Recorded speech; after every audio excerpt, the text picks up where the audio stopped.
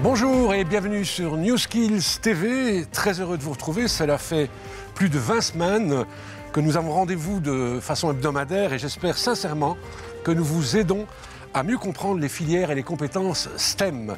N'hésitez pas à réagir à nos émissions ou à nous poser vos questions via la page Facebook de WorldSkills Belgium.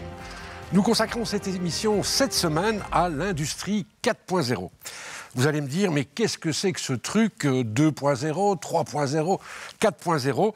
Où cela s'arrêtera-t-il ? Eh bien, pour nous en parler et nous expliquer en quoi cela consiste, nous accueillons Philippe Foucard, qui est le patron de Technor, une entreprise située à Tournai, une entreprise de plus ou moins 400 personnes, et Michael Walgraf, qui est formateur aux technologies 4.0 à Technocampus Gosselies.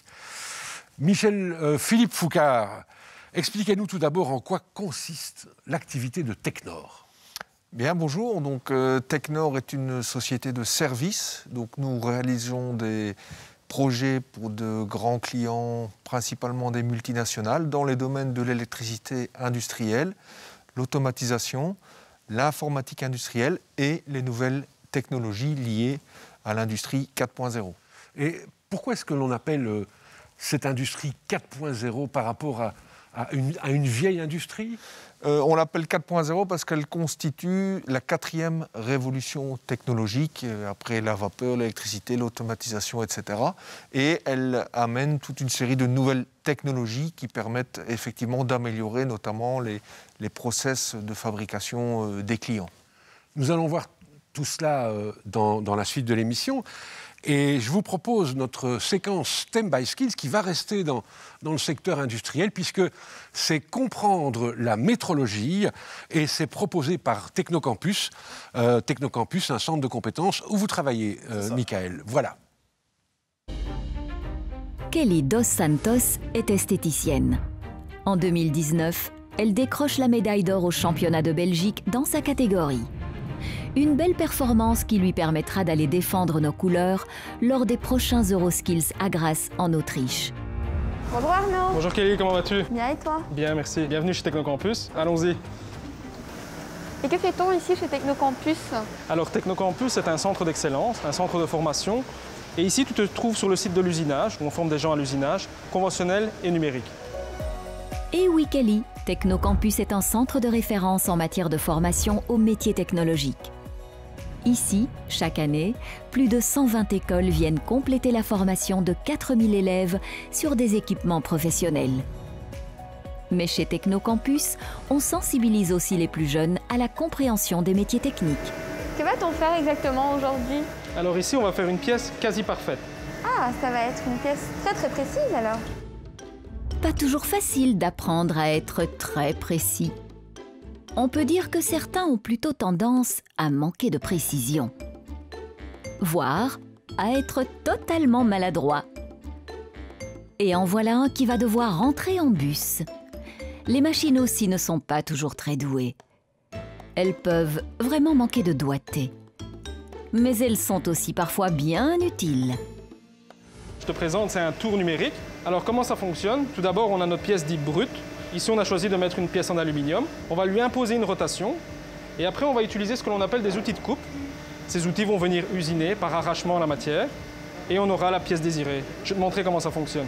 Sais-tu, Kelly, que l'abréviation CNC signifie « contrôle numérique par ordinateur ». Cela permet d'usiner des pièces avec une précision exceptionnelle. Et bien voilà, la pièce est réalisée. Waouh! Et comment on peut être sûr qu'elle a bien été réalisée? Eh bien pour ce faire, on va faire ce qu'on appelle un contrôle métrologique. On va aller dans le laboratoire. Ok, parfait. Ben, je te suis. Là-bas, nous allons faire des mesures de contrôle pour vérifier que la machine a correctement réalisé la pièce. Sur le plan technique, on nous demandait de fabriquer un cône avec un angle de pente de 10 degrés. Alors pour pouvoir mesurer cela, on va s'aider de différents instruments de métrologie. On va prendre une première mesure de longueur et pour ce faire, on va utiliser ce que l'on appelle un micromètre d'extérieur. Okay. Donc un outil qui va pouvoir nous permettre de mesurer des cotes avec une précision de l'ordre, dans ce cas-ci, du centième de millimètre. Alors je t'ai préparé une petite fiche de contrôle derrière toi. Tu peux noter 84 mm 88 centièmes. On va procéder à la deuxième mesure. La deuxième valeur que tu peux noter est 49 mm et 62 centièmes.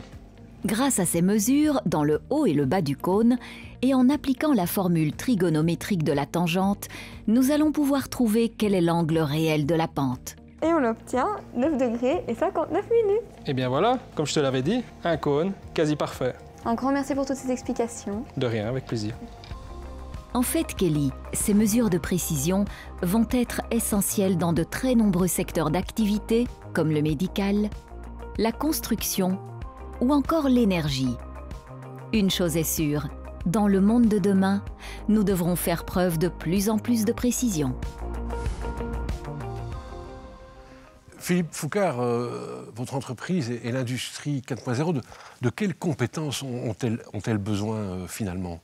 Alors nous, nos compétences de manière globale et aussi appliquées à l'usine du futur, l'industrie 4.0, ce sont principalement des ouvriers qualifiés, des chefs d'équipe qualifiés et des ingénieurs, qu'ils soient électriciens, automaticiens, informaticiens, ou maintenant des gens qui touchent au big data, aux données de masse. Est-ce que vous les trouvez facilement? Parce que je sais que vous êtes quasi en permanence en recrutement. D'ailleurs, j'invite les gens à aller sur votre site, moi aussi, www.technor.com. Mais donc, vous recherchez activement des personnes. Pour nous, aujourd'hui, c'est devenu, au fil des années, le challenge numéro 1. C'est recruter, former, fidéliser nos talents. Et nous avons à peu près entre 25 et 30 postes ouverts au moment où je vous parle, parce qu'on est en croissance, parce qu'on a beaucoup de sujets innovants, parce que voilà, on a beaucoup de choses. Et ça reste le frein numéro 1 à notre développement. Ce sont trouver, fidéliser et former nos talents. Et des métiers passionnants, un exemple? Ouais, ce sont des métiers totalement passionnants. Comme je vous l'ai dit, on travaille avec les plus grands noms des métiers qui fabriquent des vaccins, qui fabriquent de l'alimentaire, des data centers. Donc ce sont des clients qui sont prestigieux, qui ont des projets soit de construction de nouvelles lignes, soit de rénovation. Donc on apporte vraiment une très forte valeur ajoutée. On participe aussi aux réductions d'émissions de carbone par notre métier, typiquement. Donc on a une vraie utilité, un vrai sens, je vais dire, au niveau de l'entreprise. Et puis voilà, on est aussi une entreprise familiale, donc avec aussi une culture d'entreprise qui est peut-être parfois différente des grands groupes, qui est plus axée sur l'humain, voilà. Merci. Michael Walgraff, qu'est-ce qui vous a attiré finalement vers ces technologies de l'industrie 4.0? Simplement la connectivité, en fait, de récupérer toutes ces données, de pouvoir en fait avoir un visuel complet de comment fonctionne une usine et ce genre de choses. Voilà, eh bien, vous allez rejoindre Patrick Mewissen pour lui expliquer ce que vous faites. En plus, vous êtes formateur, je le rappelle.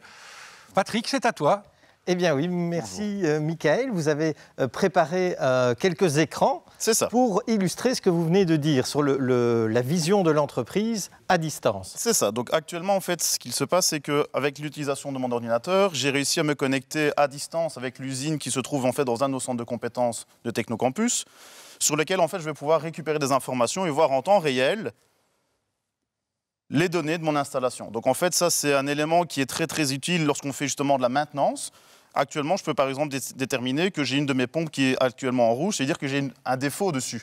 Alors c'est très important dans les temps actuels avec le télétravail aussi. C'est ça, par exemple. Donc en fait, dans ce cas-ci, si jamais mon collègue est en train de travailler, donc je sais plus ou moins pourquoi il y a une panne, devait me téléphoner maintenant, moi, grâce à cette utilisation d'écran, je peux voir à distance ce qui se passe et l'aider dans son dépannage.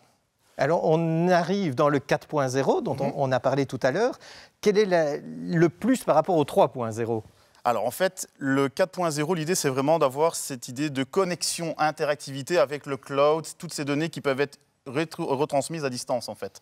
Donc, et aussi d'améliorer la production ou de la changer. C'est ça. Donc, en fait, c'est aussi la flexibilité, le 4.0. Donc, par exemple, si on souhaitait produire un élément personnalisé par client, mais dans une chaîne de production continue, grâce à l'utilisation des données, on pourrait aisément modifier, rendre l'installation beaucoup plus flexible.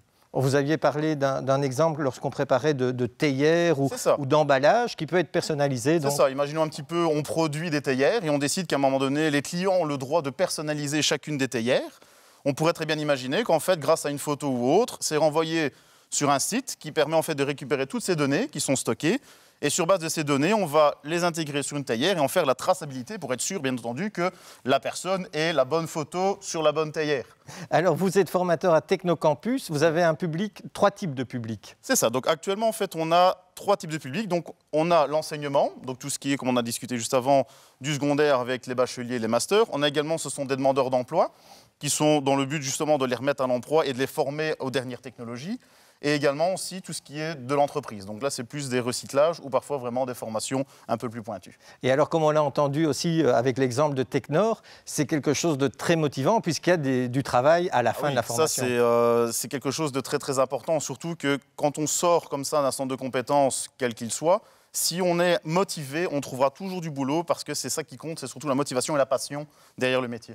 Eh bien, je n'en doute pas parce que vous faites passer cette passion. J'espère que les autres formateurs et les gens qui viennent chez vous ont ce sentiment aussi. Je vous invite à rejoindre le plateau pour la suite de l'émission et un tout grand merci pour cette petite démonstration. Merci à vous. Merci Michael, merci Patrick. Philippe Foucard, une dernière question. Qu'est-ce qu'il faut faire, selon vous, pour attirer plus de jeunes, des filles et des garçons, vers ces métiers de l'industrie 4.0 avec ces compétences STEM, sciences, technologies, mathématiques, ingénierie? Je crois que c'est une excellente question et c'est probablement la question aujourd'hui qui doit préoccuper surtout les entrepreneurs comme nous qui cherchons beaucoup de talents, et il y en a énormément.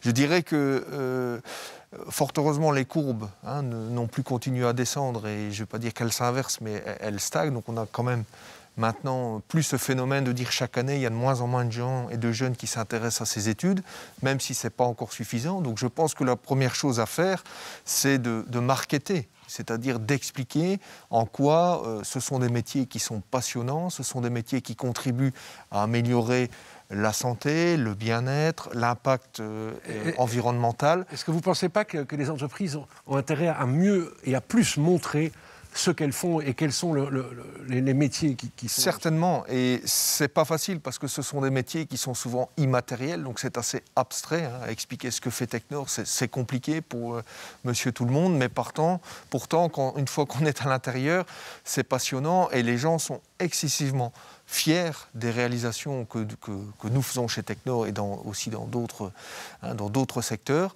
Donc je pense qu'il faut vraiment que l'entreprise renforce le lien avec l'école, que l'école renforce le lien avec l'entreprise, et ça dès le plus jeune âge, pour qu'on puisse vraiment vulgariser et expliquer simplement ce qu'on fait. Eh bien, un tout grand merci d'être venu nous rejoindre. Je vous propose maintenant d'ouvrir une nouvelle page dans notre séquence archive, puisque voilà, je vous propose le premier épisode de WorldSkills Kazan en 2019. Ça se passe en Russie.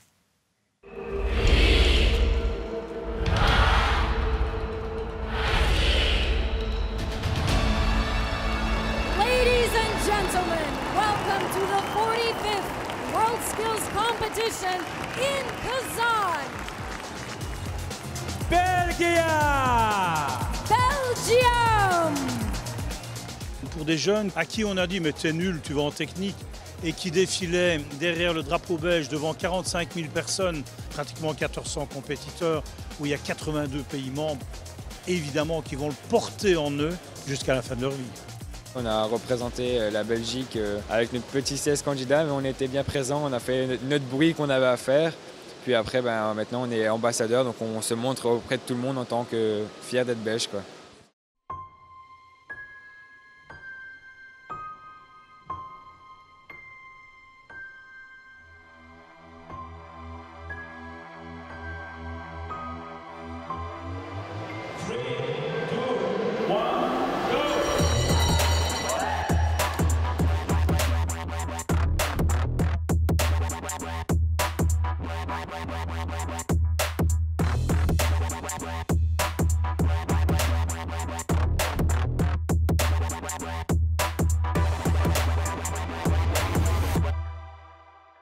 J'ai commencé à travailler, il y a eu le stress et tout, j'entendais tous les bruits. J'ai commencé, puis je me suis gouré dans plusieurs choses. J'ai effacé tout, j'ai recommencé. Je me suis mis dans ma bulle et là je suis parti. Je me suis entraînée avec un certain type de matériel et ici on en a un autre, donc il faut le comprendre, le temps et voir, voilà, donc c'est un peu compliqué, faire les réglages et tout, donc voilà, c'est ça qui est compliqué. Le temps est fort court, donc il faut se dépêcher, alors on fait des petites erreurs, genre une coupe de briques mal faite, hop on la recommence, donc on se dit vite dépêche-toi et puis hop on en recoupe une et puis ça va, mais seulement on a perdu du temps et tout, donc voilà quoi. On est un peu 32 compétiteurs dans ma catégorie et c'est la première fois que je vois autant de monde. J'étais pas habituée à ça, donc c'est vrai que c'est plus impressionnant. Je m'attendais à avoir une compétition aussi forte et aussi haut de gamme, on va dire. Je me suis entraîné pour. Il y a beaucoup de règles à suivre, beaucoup d'infos à retenir. En effet, je m'attendais à ça. Maintenant que ce soit aussi immense, je ne m'attendais pas à ça du tout.